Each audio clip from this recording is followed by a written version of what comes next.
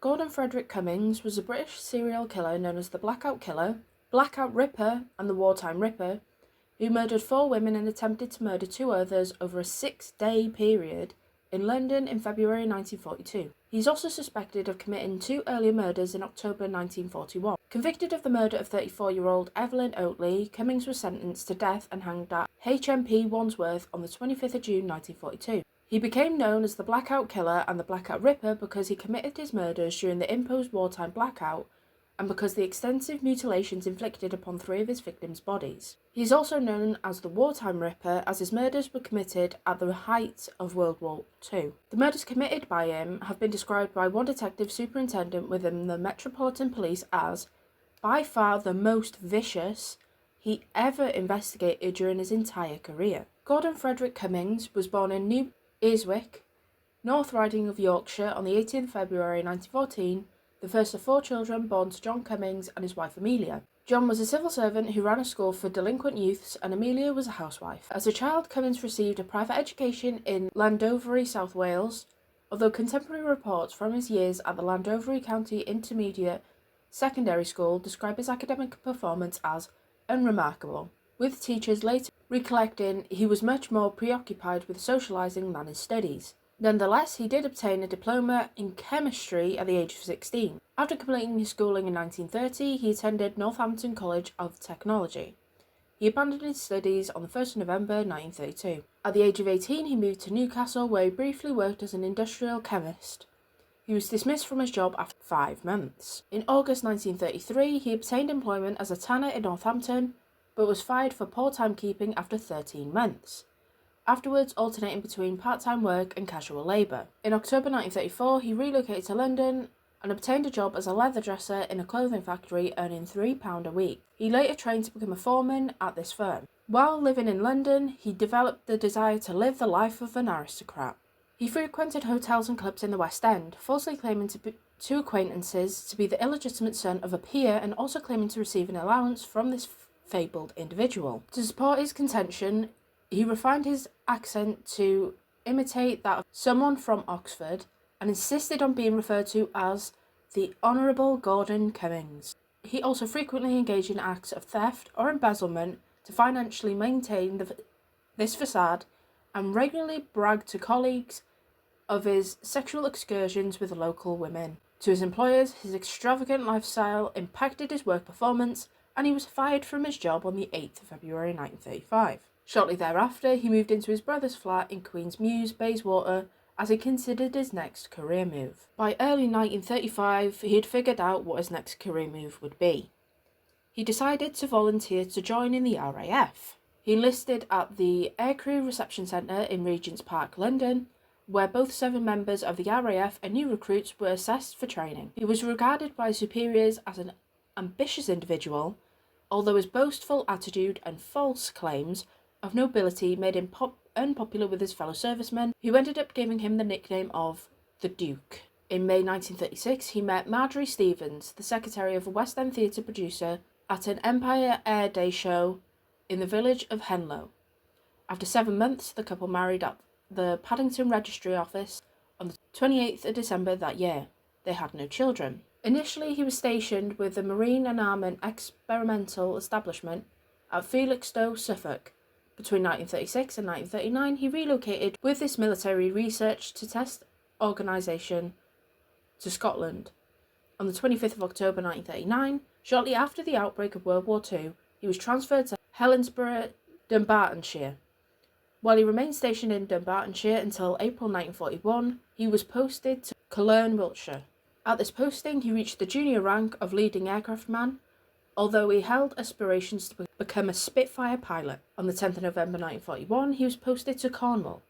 At his new posting, his boastful and arrogant behaviour among his fellow airmen earned him the nickname The Count. While stationed in Cornwall, he joined a Falmouth social club named the Blue Peter Club and occasionally assisted in the proprietaries by tending the bar. However, he was relieved of his bartending duties within weeks when found to be serving free drinks to RAF personnel. Then the proprietress discovered that approximately £35 worth of jewellery had been stolen from her apartment. Although both the proprietress and the local police suspected him of committing this theft, no evidence was found to prove his guilt. In the following January, having accrued over 1,000 hours of flight experience, he appeared before the RAF selection board to take an aviation exam. His exemplary performance earned him a transfer to the Air Crew Receiving Centre in Regent's Park, where he was stationed with 300 other men.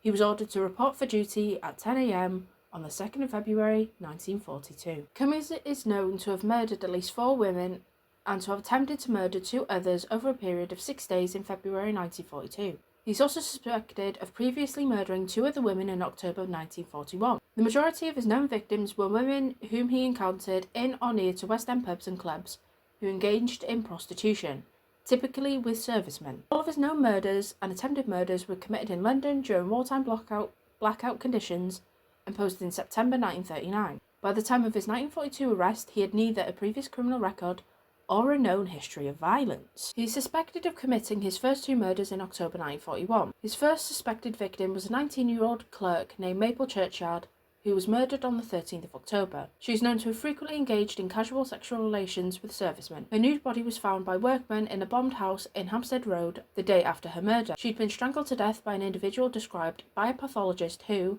examined her body as being a left-handed individual. After the bruising around her neck indicated that the murderer had more strength in his left hand than his right. In addition, her handbag had been emptied with several contents missing. She hadn't been essayed. Her death is believed to have occurred at approximately 9:15 p.m.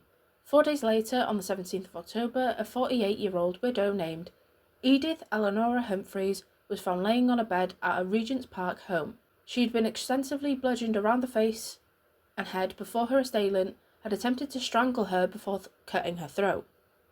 She had suffered a single stab wound to the skull, which had penetrated her brain. She was still alive, but died shortly after her admission to the hospital. The door to her property was ajar, and investigators found no sign of forced entry to her home. Several items of jewellery had been stolen. At the time of these 2 murders, Cummins was stationed in Cologne, although when on leave he's known to have frequently visited London, residing at an address in nearby St John's Wood. On Sunday, the 8th of February 1942, Cummins left an RAF establishment in St John's Wood to visit his wife at the flat they rented in Southwark. He borrowed a £1 note from his wife, approximately £40 in 2024, spending that he intended to visit the West End for a night on the town. Cummins left his home shortly after 6:30 p.m. The following morning, the body of 41-year-old pharmacist Evelyn Hamilton was discovered by an electrician named Harold Batchelor in a street-level air raid shelter in Montague Place, Marylebone. Her clothes had been disarranged and a scarf wound around her head. Scuff marks on her shoes and broken sections of mortar scattered near her body indicated Hamilton had fiercely struggled with her attacker, who had raised her skirt above her hips, pulled her underwear below her knee and exposed her right breast. Her handbag, containing approximately £80, had been stolen, although some of the contents were found strewn about the pavement outside the air raid shelter. Her empty handbag was later found by a police officer on nearby Wyndham Street. No fingerprints were recovered from any of her possessions. Her body was identified by her landlady, Catherine Jones, on the 10th of February. The day prior to her murder, she had resigned from her position managing a Hornchurch chemist, which she experienced financial hardships due to the onset of the war, and travelled to London via train. At 6:40 p.m. on the 8th of February, she is known to have informed a Mrs. Maud Yoxall of her plans to leave London and travel to Lincolnshire the following day, as she had been offered a managerial position at a pharmacy in Grimsby. She was last seen alive by a waitress at the Maison Lyons Corner House in Maple Arch shortly before midnight, drinking a glass of wine to celebrate her 41st birthday. The location of her body led investigators to conclude that she'd either been accosted or attacked as she walked back to her boarding house in the early hours of the following morning. Her post-mortem revealed that she had been manually strangled by a left-handed individual. She had not been essayed or mutilated, although numerous small cuts and scratches had been inflicted on her right breast, and a cut measuring 1 inch had been inflicted to her left eyebrow. Shortly after 8:30 a.m. on the 10th of February, 2 meter readers discovered the naked and mutilated body of 34-year-old Evelyn Oatley lying upon a bed in a flat at 153 Wardour Street, Soho. She had been beaten around the mouth and chest and strangled into unconsciousness before a 6-inch cut had been inflicted to her throat, severing her right carotid artery, leaving her head hung over the edge of the bed. She had been extensively sexually mutilated with a safety razor blade and a tin opener post-mortem. She had also been sexually violated. A pair of blood-smeared curling tongs were also found close to her body, and a blood-stained razor blade lay to the left of her head.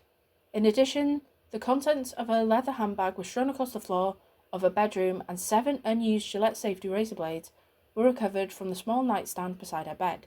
The door to her apartment had been closed, but not locked.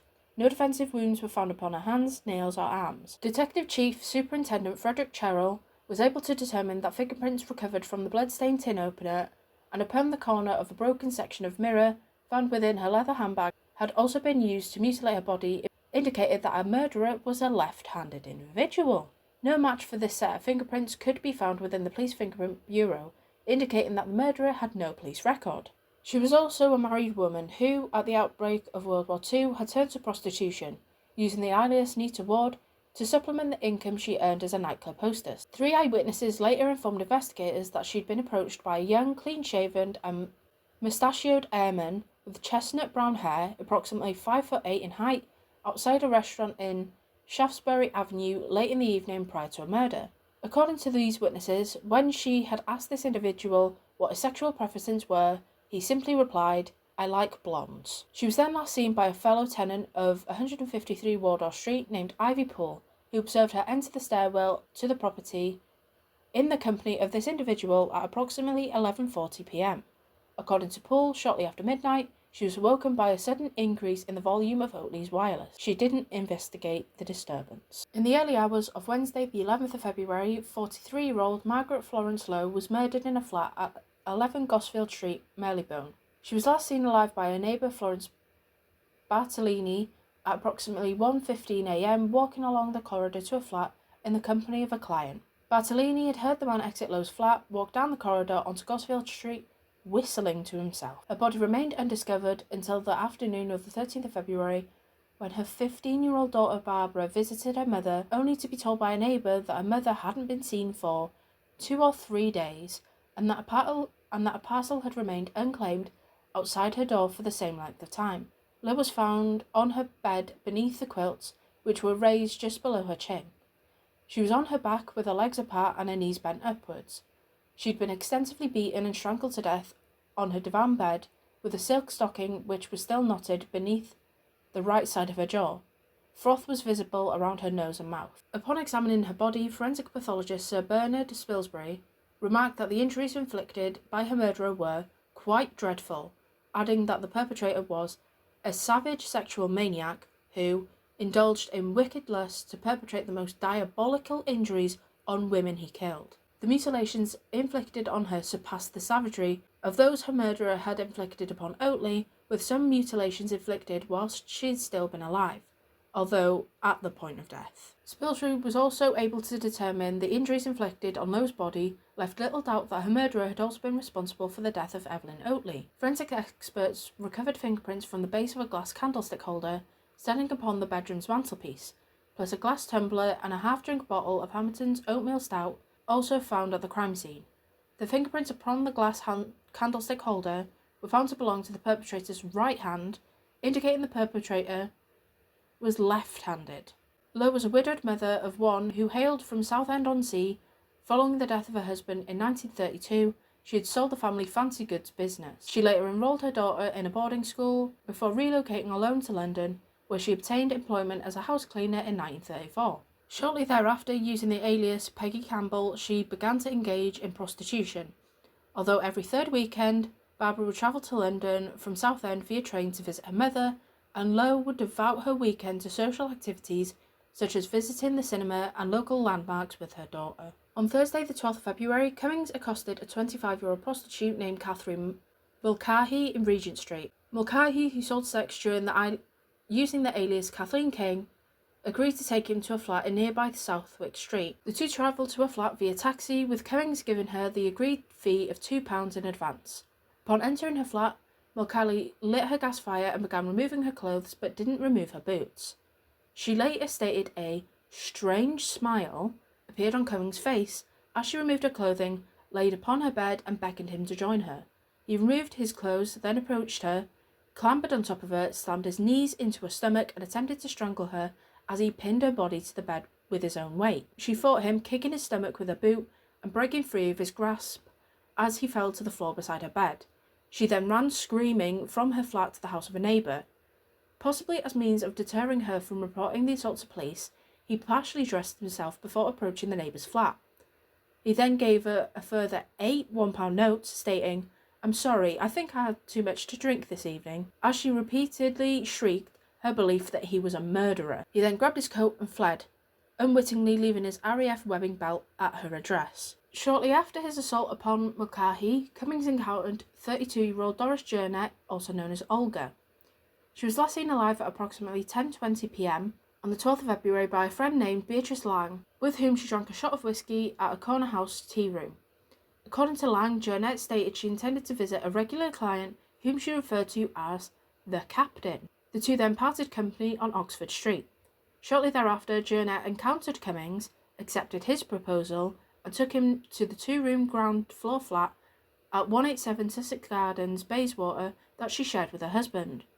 The following evening, her husband Henry returned to the flat he shared with his wife. Noting that the bedroom door was locked, he unsuccessfully attempted to pry the door open before phoning the police, who dispatched a constable named William Payne to the property. Urging Henry to remain in the hallway, Payne pried open the door, turned on the light, discovering Junett's body, naked except for a black open nightgown lying diagonally across the bed with her left hand placed between her legs.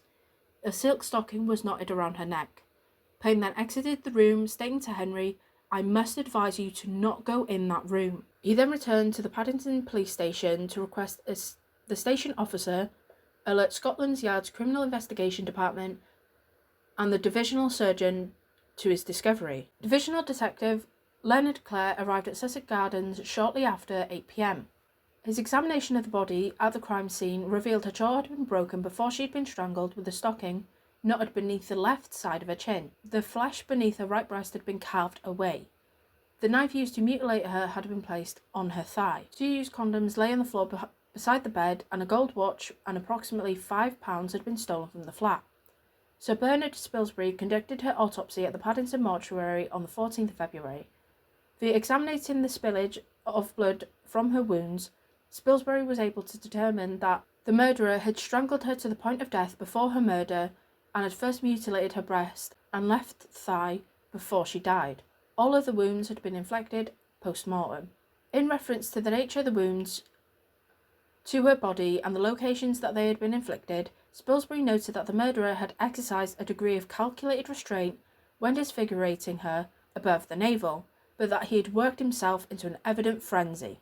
Jurnett was known to only occasionally resort to street-level prostitution. She had married her husband, who had previously been a client of hers, in November 1935, and had remarked to other West End prostitutes that she would only sell sexual favours when she needed a few extra shillings to supplement the money given to her by her elderly husband, who managed a hotel in Sloane Square. She would engage in prostitution when her husband slept overnight at the hotel, as his employment frequently required him to do. Due to wartime restrictions on newsprint, the murders committed by Cummins initially received only limited press coverage, largely because of the ongoing global conflict. Nonetheless, the murders quickly became the prime topic of conversation among West End prostitutes, many of whom became increasingly reluctant to offer their services to individuals they didn't consider regular clients. On the 13th of February, the bodies of Lowe and Jurnett were discovered just hours apart. Both murders were soon linked to the murder of Evelyn Oatley, and the perpetrator was dubbed by the press as the Blackout Killer. The murders became nationwide headlines. On the evening of the 13th of February 1942, Cummins accosted a young married woman named Margaret Hayward in Piccadilly. After sharing a drink and a sandwich at the London Trocadero, they walked in the direction of Haymarket. Hayward later stated that at this point Cummins became unpleasantly forward towards her, pushing her into a doorway near Piccadilly Circus and groping her waist as he attempted to persuade her to accompany him to a nearby air raid shelter. Hayward consented to a single kiss before informing Cummins that she did not know of any nearby air raid shelters, stating,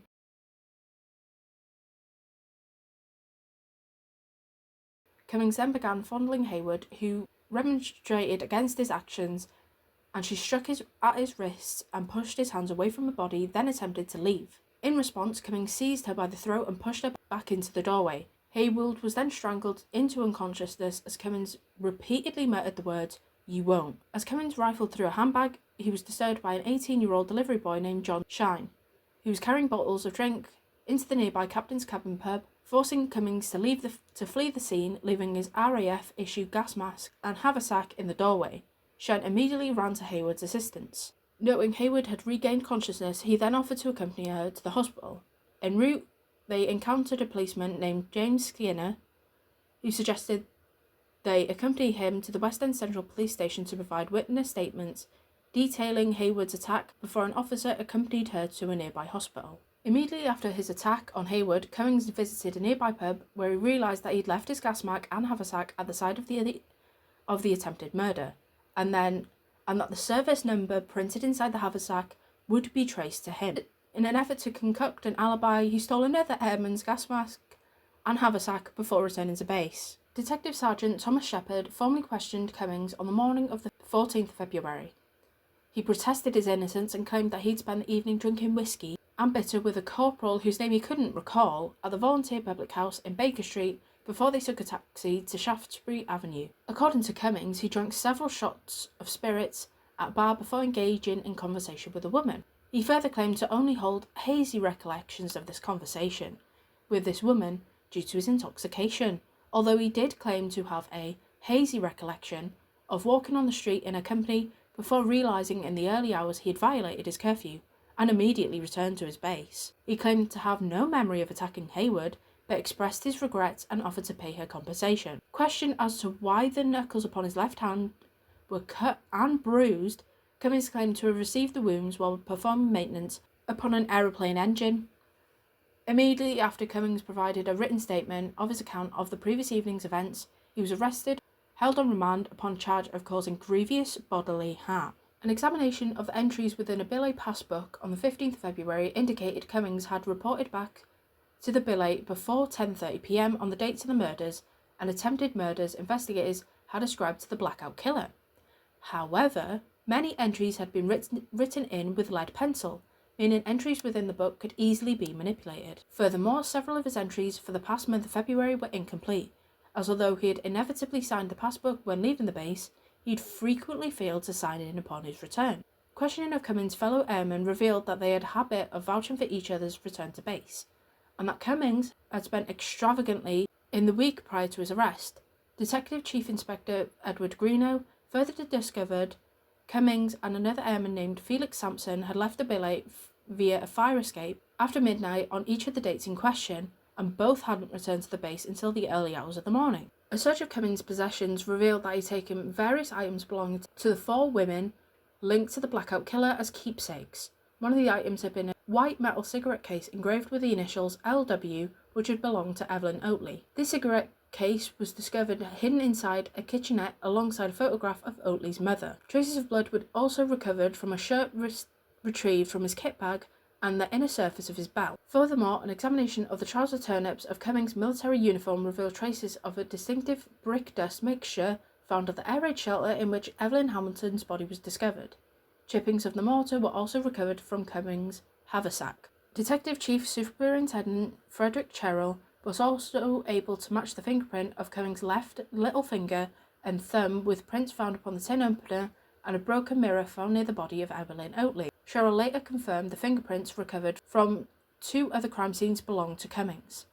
Two of the 10 £1 banknotes Catherine Mulcahy's attacker had given to her before and after he had assaulted her were brand new. Via tracing the serial numbers of these banknotes, Detective Chief Inspector Edward Greenough was further able to determine that these two notes had been issued to Cummins on the 12th of February. Both Hayward and Mulcahy were later asked to view a police lineup to identify their attacker. Mulcahy was unable to positively identify her attacker, although Hayward unhesitantly identified Cummins as the man who had assaulted her. Cummins continued to possess his evidence, claiming Hayward was mistaken and that another airman must have switched his own gas mask and haversack with his, and may have left the items at the site of the attempted murder in an effort to frame him. On the 16th of February, Edward Greenough drove to HM Prison Brixton to interview Cummins, who recounted his movements between the 9th and 13th of February. He insisted that he had never encountered any of the murder victims and claimed to be unable to recognise their photographs. When presented with the victim's personal belongings recovered among his own possessions, Cummins claimed that the items had been taken from a service respirator case I was carrying when arrested, but which was not mine. He then recounted his claim that he had either picked up the wrong haversack or another airman had switched his own gas mask and haversack with him. Unconvinced of Cummins' claims, Greeno informed him that he was being charged with the murders of Oatley, Lowe and Jeanette the following morning. He was held on remand at HM Prison Brixton to await trial. He was further charged with assaulting Hayward and Mulcahy on the 20th of February. On the 27th of March, he appeared again before a judge at Bow Street Magistrates Court. On this occasion, he was further charged with the murder of Evelyn Hamilton. His trial for the murder of Evelyn Oatley began at the Old Bailey on the 24th of April 1942. He was tried before Mr. Justice Acquith. Cummins entered a plea of not guilty to the charge against him. The clerk then informed the jury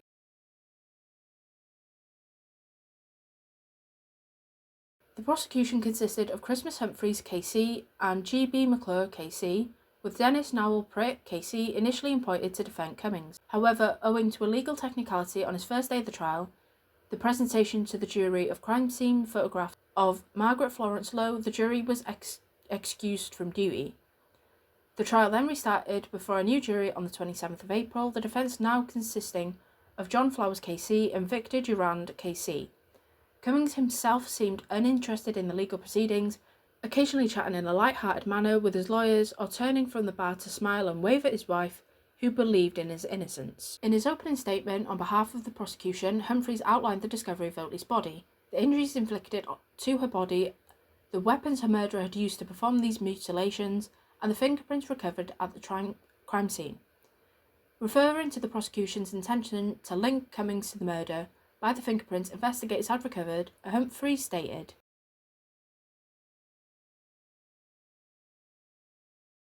the first witnesses to testify on behalf of the prosecution was Detective Chief Superintendent Frederick Cummins, who stated that he was prepared to publicly stake his reputation. The fingerprints found upon the tin opener and broken mirror at the crime scene, which had been used to extensively mutilate Oatley's body, belonged to Cummins.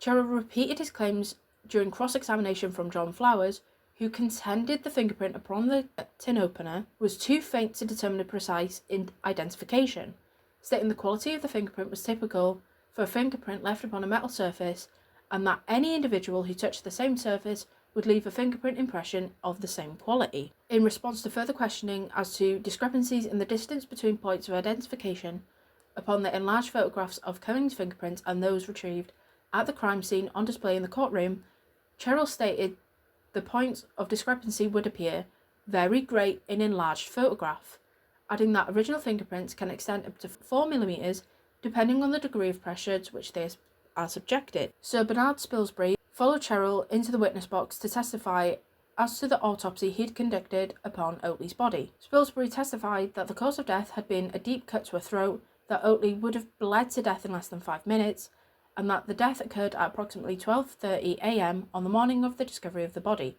although the actual time of her death could have been up to 2 hours before or after this time. Felix Sampson then testified that between 10:30 and 11 p.m. on the night of Oatley's disappearance, he and Cummins had accosted 2 prostitutes outside the Monaco restaurant in Piccadilly Circus. The 2 had agreed to reconvene outside the restaurant after taking care of business. Sampson testified that he had arrived back outside the restaurant at approximately 11:30 p.m. and had waited roughly 25 minutes for Cummins to appear before walking alone to a local pub. He had arrived back at St John's Wood at approximately 6 a.m. only to find Cummins asleep. When he later asked Cummins what time he had arrived back at the billet, Cummins had replied about 3:30 or 4 in the morning, adding, "The woman I went with didn't satisfy me, so I went to find someone else." Cummins chose to testify in his own defence on the 27th of April. He denied any culpability in Oatley's murder, insisting that he'd been in the company of another woman on the 10th of February before returning to his billet. In reference to Sampson's testimony, Cummins admitted to having lied in his statement to Detective Chief Inspector Edward Greeno that he and Sampson had reconvened outside the Monaco restaurant at approximately 10 p.m, adding the primary reason was that he'd been afraid because Greeno had intimidated in his initial questioning on the 16th of February, stating to him, "We have a rope around your neck and we are going to hang you with it." After he had admitted to being in Oatley's company shortly before her murder, he had insisted that she'd been alive and well when he'd last seen her. He also claimed to have been too drunk on the evening of her death to recall the actual timing of his whereabouts or actions, adding, "I had not a watch myself, and, of course in the dark, one cannot see public clocks."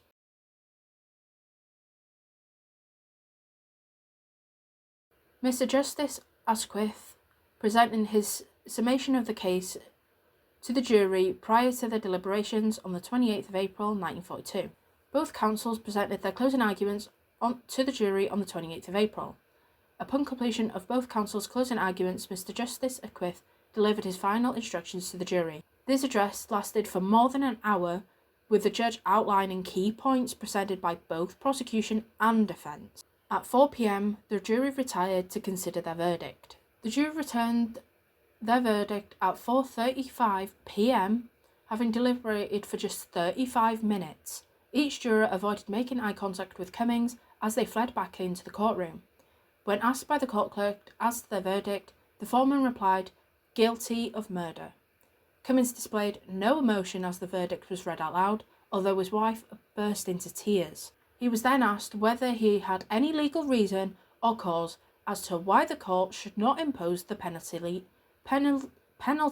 of death. In response, Cummins replied, "I'm completely innocent, sir." Cummins was then formally sentenced to death by hanging. Upon imposing this sentence, Mr. Justice Asquith stated,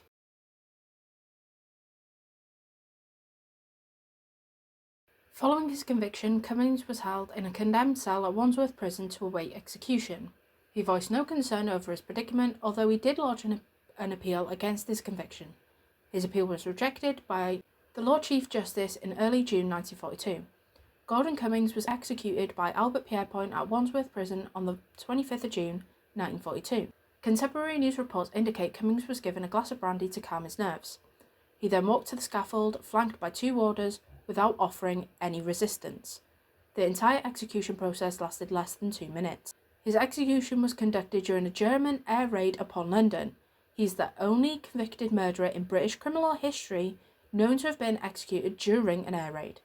Cummins protested his innocence to the end. His wife and family were unwavering in their belief of his innocence and visited him on a frequent basis until his death.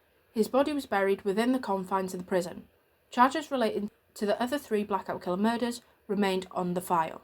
Scotland Yard investigators later stated they strongly believed Cummins had murdered all 4 women, in addition to the 2 women murdered in October 1941, whilst he had been stationed in Cologne prior to his November 1941 posting to Cornwall. I hope you enjoyed the video. Let me know what cases you would like to see and what are your thoughts and opinions about this case.